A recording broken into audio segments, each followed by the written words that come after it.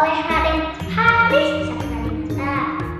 Nah, apakah teman-teman sudah tahu belum ceritanya? Kalau belum tahu, begini ceritanya.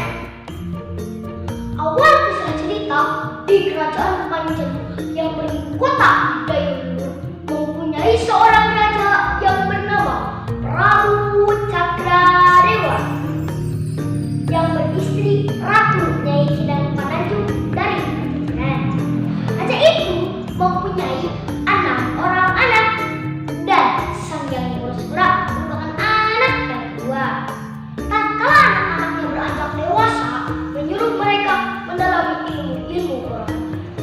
Namun Prabu Boreswara tidak mematuhi ayahnya, malah mempelajari ilmu kekebalan diri atau kekebalan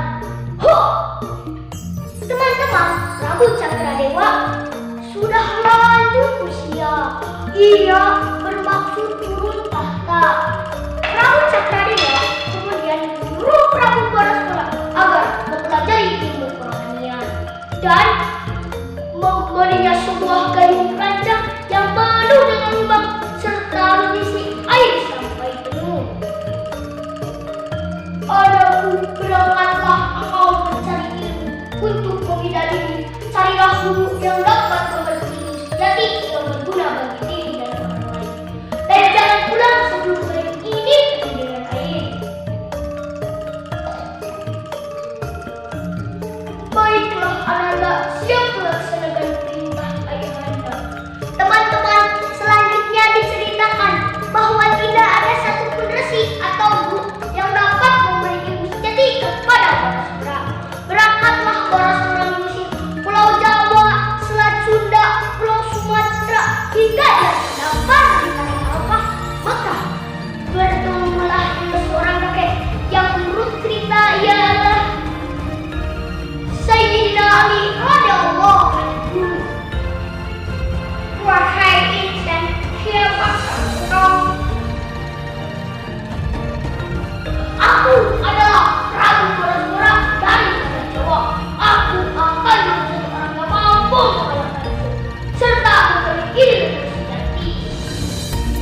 Teman-teman, diceritakan adu kesaktian antara Boreswara dan sang kakek.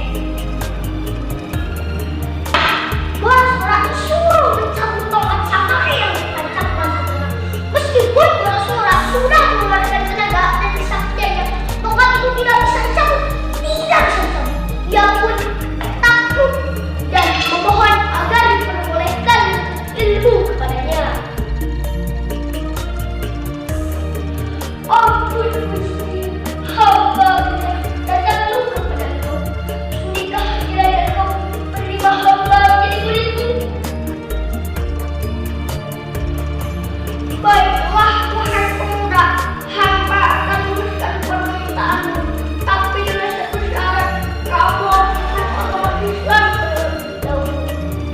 Teman-teman, sejak saat itu Boreswara menjadi seorang muslim yang mengucapkan kalimat syahadat. Asyhadu an la ilaha illallah. Dan atas permintaan yang beri Zamzam, ia mengisi gayung rancang wasiat ilmunya. Dengan izin Allah, gayung itu penuh. Berarti ilmu sejati Boreswara telah diberinya. Kemudian Boreswara berpamitan kepada gurunya hendak pulang ke tanah Jawa. Gurunya berpesan agar mengembalikan ilmu dan membangun kerajaan Islam di sana. Boreswara diberi nama Islam yaitu Haji Abdul Iman dan kenangan berupa pedang dan cis. Singkat cerita, Boreswara telah pulang ke tanah Jawa. Buat lengser sabun berupa kecil yang biasa digunakan ketika ada berita yang akan disampaikan kepada rakyatnya. Berita begitu cepat menyebar, rakyat berbondong-bondong menuju keraton untuk melihat keadaan Boreswara. Setibanya di